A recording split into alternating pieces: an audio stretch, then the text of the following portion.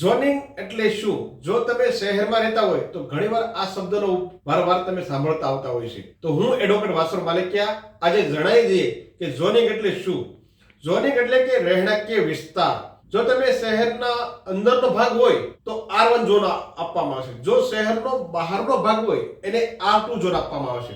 જો પ્રતિબંધિત રહેણાંકીય વિસ્તાર હોય એને R3 ઝોન આપવામાં આવે છે. આ બધા રેસિડેન્શિયલ ઝોન તરીકે ઓળખવામાં આવે છે. તેવી જ રીતે કોમર્શિયલના પણ ઝોન આપવામાં આવે છે. C1, C2, તેવી જ રીતે ઇન્ડસ્ટ્રીયલ ઝોન પણ આપવામાં આવશે. I1, I2 આ બધા ઇન્ડસ્ટ્રીયલ ઝોન તરીકે ઓળખવામાં આવે છે. વળી પછી ઝોનિંગનો અર્થ શું, તેનો મતલબ શું, તો તમારી FSI નક્કી થાય છે. વળી પછી FSI એટલે શું? FSI એટલે કે ફ્લોર સ્પેસ ઇન્ડેક્સ, એટલે કે તમારો પ્લોટ એરિયા કેટલું છે અને તેના પર તમે કેટલું કન્સ્ટ્રક્શન કરી શકશો તે નક્કી કરવામાં આવે છે.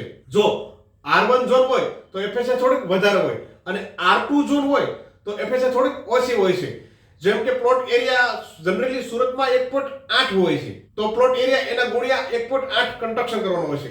અને જો R2 હોય તો પ્લોટ એરિયા એના ગુણ્યા 1.2 એનું કન્સ્ટ્રક્શન કરવામાં આવતું હોય છે. જો એટલે કે પ્લોટ એરિયા 500 છે તો એના ગુણ્યા 1.2 કન્સ્ટ્રક્શન કરવામાં આવતું હોય છે. FSI અને ઝોનિંગ બંને કનેક્ટિંગ છે. જો તમારે FSI 1.2 1.8 વધારવું હોય તો વિના સંકોચે તમે વધારી શકો છો, પરંતુ પ્રીમિયમ રકમની સાથે. જમીન તથા મિલકતને લગતા કોઈ બી પ્રશ્ન હોય તો વિના સંકોચે તમે અમારો કોન્ટેક્ટ કરી શકો છો.